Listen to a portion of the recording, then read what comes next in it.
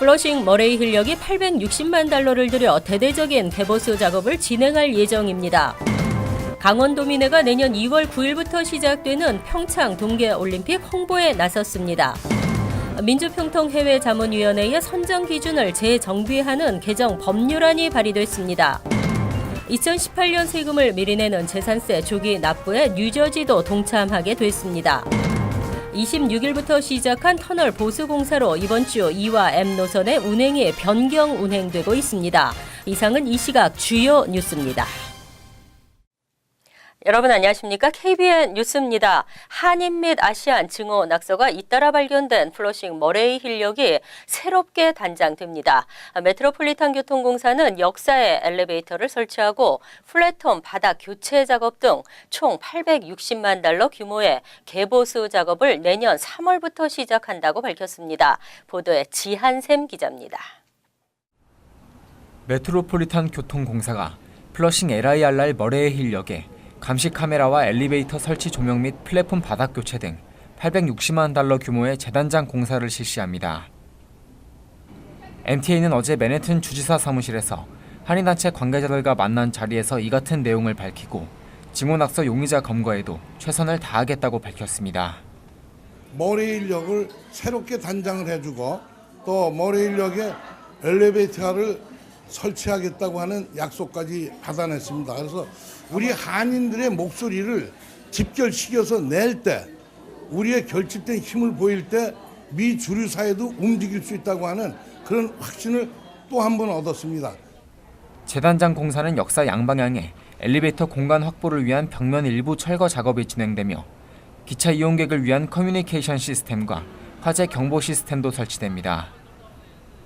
플랫폼 벽과 바닥도 새롭게 단장하게 되며 감시 카메라와 LED 조명도 설치하게 됩니다.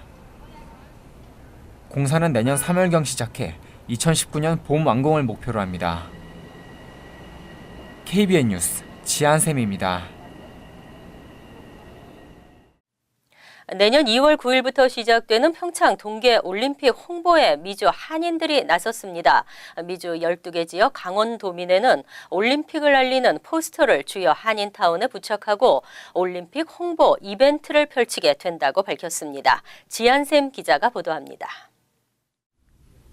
2018 평창 동계올림픽까지 43일을 남긴 가운데 오늘 뉴욕 플러싱에서 2018 동계올림픽 홍보 포스터를 배포하는 행사를 가졌습니다. 강원도민회는 평창 동계올림픽을 홍보하기 위해 강원도청으로부터 홍보 포스터 3,000장을 지원받았다며 미 전역 강원도민회를 중심으로 홍보 행사를 펼쳐나갈 것이라고 말했습니다. 이제 도민 여러분들의 업소라든가 또 그 이하에 또 신청하시는 분의 업소에 제가 포스터를 부착하려고 합니다. 그래서 앞으로 그 평창 동계올림픽이 성공할 수 있도록 많은 동포들의 관심과 또 지원 그리고 참가를 부탁드리겠습니다. 이번 평창 동계올림픽 홍보 포스터는 뉴욕 지역의 1,500장, LA 500장 등 시카고, 애틀랜타, 시애틀 미 전역 12개 강원 도민회로 전달되며 한인 밀집 지역 식당이나 매장 앞에 부착하게 됩니다. 강원 도민회는 앞으로 각종 홍보 행사를 통해 이번 평창 동계올림픽 홍보에 박차를 가할 계획입니다. KBN 뉴스 지한샘입니다.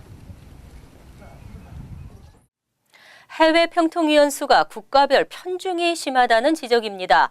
민주평통해외자문위원회의 선정 기준을 재정비하자는 주장이 제기됐습니다.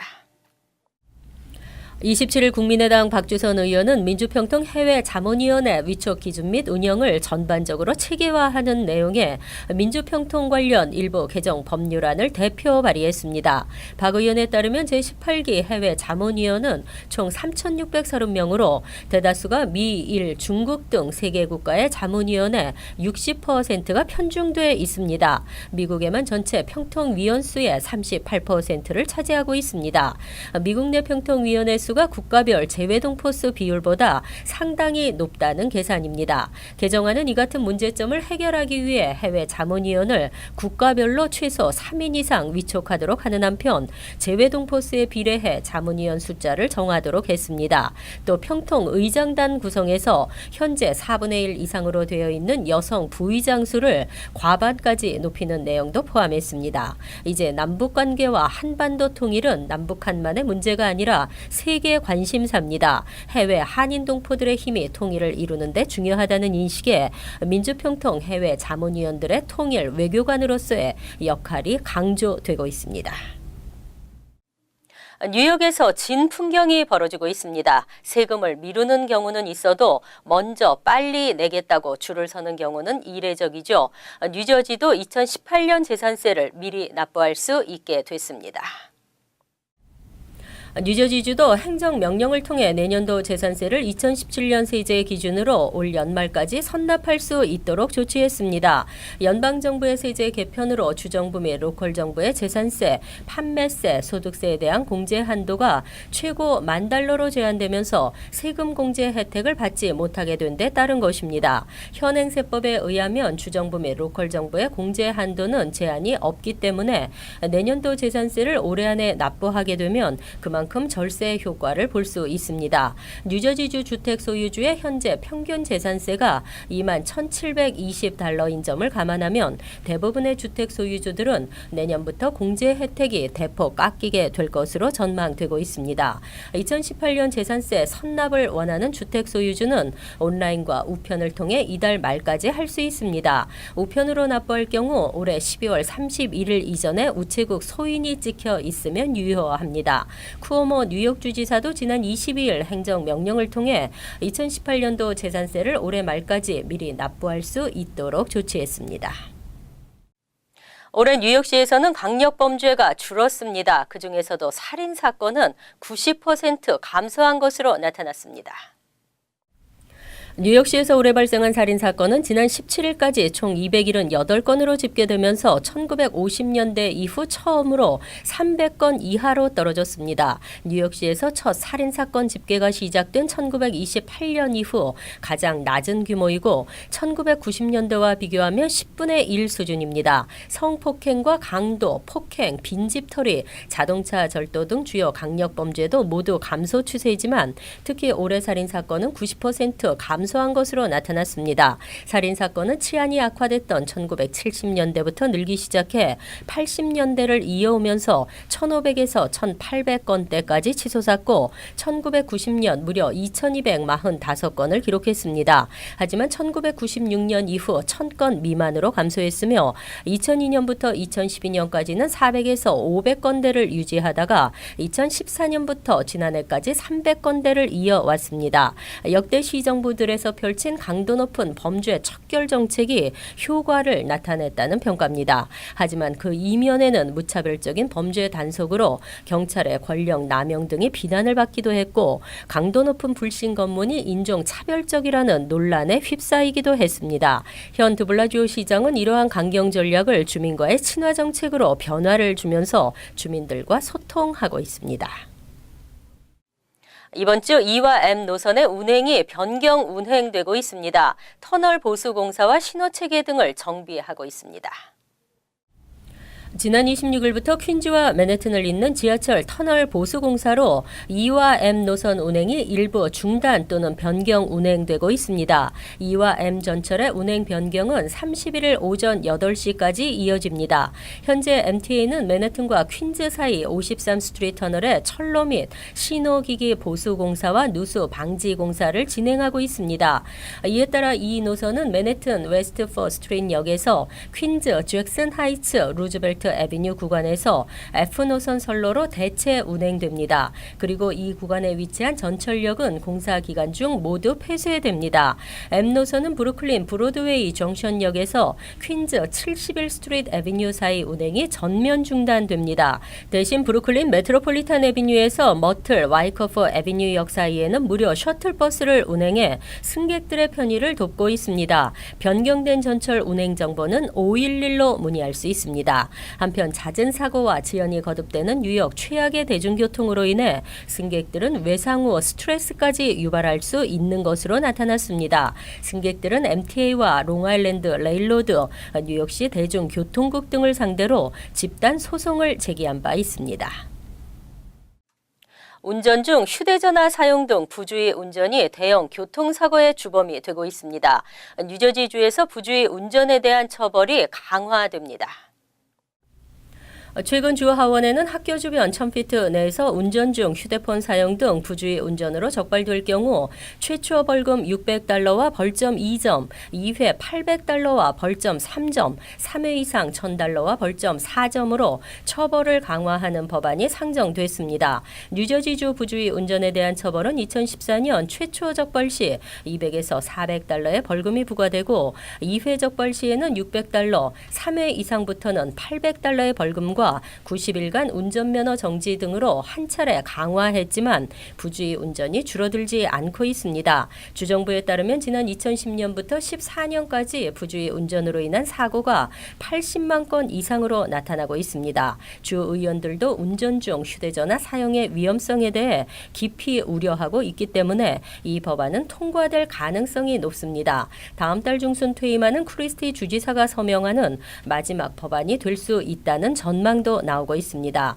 주 교통국 내 부주의 운전 근절을 위한 특별위원회 설치 법안도 이달 초 본회의를 통과하고 내년 표결을 기다리고 있습니다. 뉴욕주에서도 운전 중 전화하지 마세요 캠페인을 통해 운전 중 셀폰 사용자들을 집중 단속하고 있습니다. 관념과 도덕적 기준들이 무너지면서 금기시되던 이슈들을 받아들여야 하는 변화에 직면했습니다. 뉴저지에서도 절반 이상이 오락용 마리화나 합법화를 찬성한다는 조사 결과가 나왔습니다.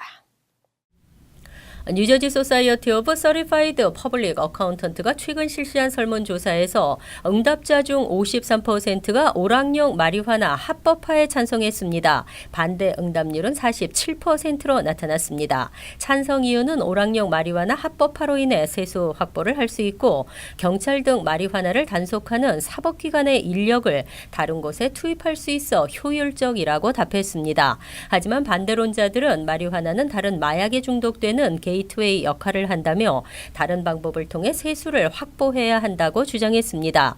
현재 뉴저지주에서는 의료용 목적으로만 마리화나 사용을 제한적으로 허용하고 있습니다. 치료 외 목적으로 마리화나를 소지, 유통, 사용할 경우 법의 처벌을 받습니다. 하지만 경제적 효과를 이유로 오락용 마리화나 사용을 허가하는 움직임이 전국적으로 일고 있습니다. 필 머피 주지사 당선자는 임기가 시작되는 내년 1월 16일 이후 100일 이내에 오락용 마리화나를 합법화한다는 계획입니다. 요즘 아기 이름 짓기 트렌드는 흔하지 않은 이름을 고르는 것이라고 하는데요. 지난해 뉴욕시에서는 가장 인기 있는 아기의 이름으로 리암과 올리비아가 선정됐습니다. 27일 뉴욕시 보건국은 2016년 뉴욕시의 5개 보로에서 태어난 12만 367명의 신생아 자료를 토대로 가장 인기 있는 이름 탑10을 발표했습니다. 가장 인기 있는 신생아 이름으로 남아는 리암, 여아는 올리비아로 나타났습니다. 올리비아는 2015년에도 1위를 차지한 바 있습니다. 리암은 2015년에는 2위를 기록했었습니다. 2015년 남아 이름 순위 1위였던 이뜨는 3위로 2계단 내려갔습니다. 하지만 여전히 이뜨는 아시안 남아 중에서는 1위로 인기를 차지했으며 올리비아는 아시안 여아 중에서 가장 인기가 높았습니다. 아시안 여아 2위는 클로이, 남아는 라이언이 각각 2위로 나타났습니다. 특별한 점은 최근 30년 사이 중성적인 이름이 많이 증가했습니다. 1985년 이후 중성적인 이름의 가짓수 자체가 88%나 늘었습니다. 2016년 뉴욕시 남아 신생아 수는 6만 1,632명, 여아는 5만 8,735명으로 남아가 더 많았습니다. 한편 한국의 경우에는 2017 가장 인기 있는 이름 1위가 남아는 도윤, 여아는 하윤으로 나타났으며 윤이나 준자를 많이 사용하는 것으로 조사됐습니다.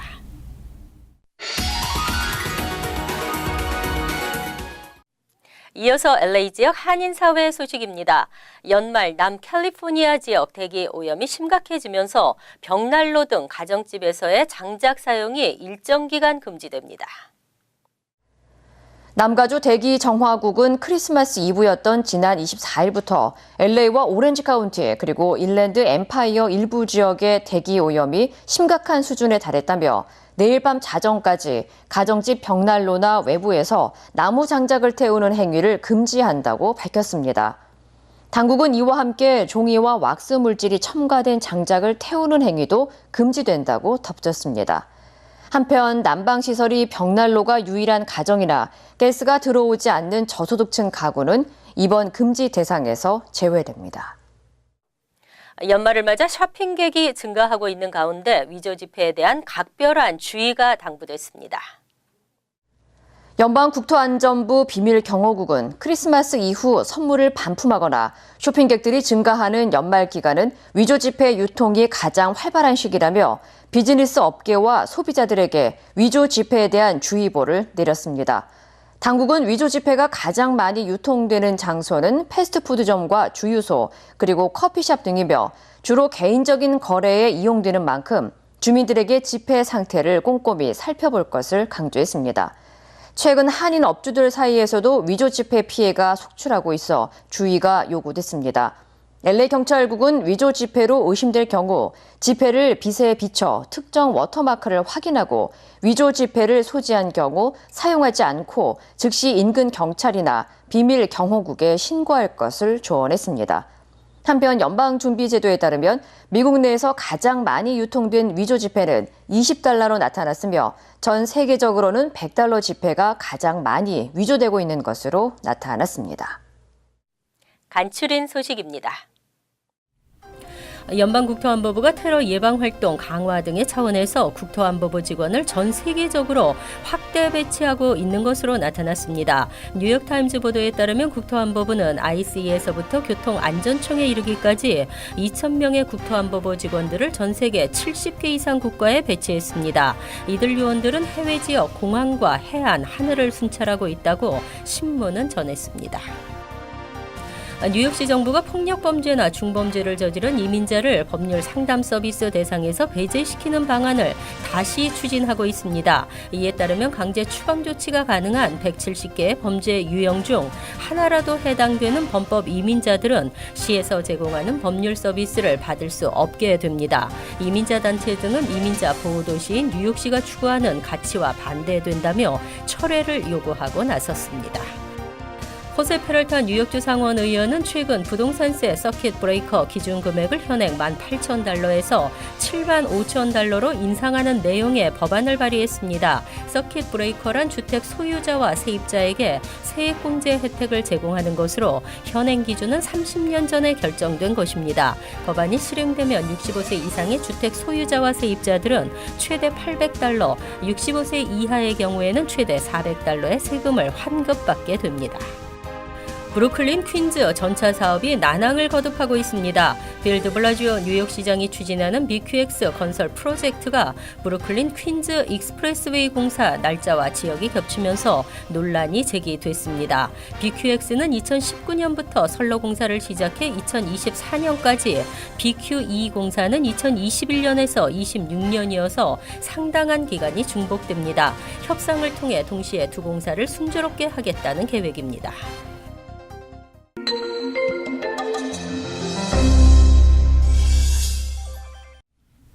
주 뉴욕 총영사관은 재외동포정책위원회 신규 민간위원으로 위촉된 조병창 민하협 상임의장과 실무위원회 민간실무위원으로 위촉된 김동찬 시민참여센터 대표에 대한 위촉장 전수식을 개최했습니다.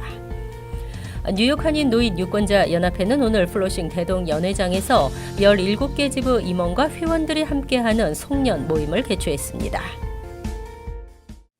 환율과 증권 소식입니다.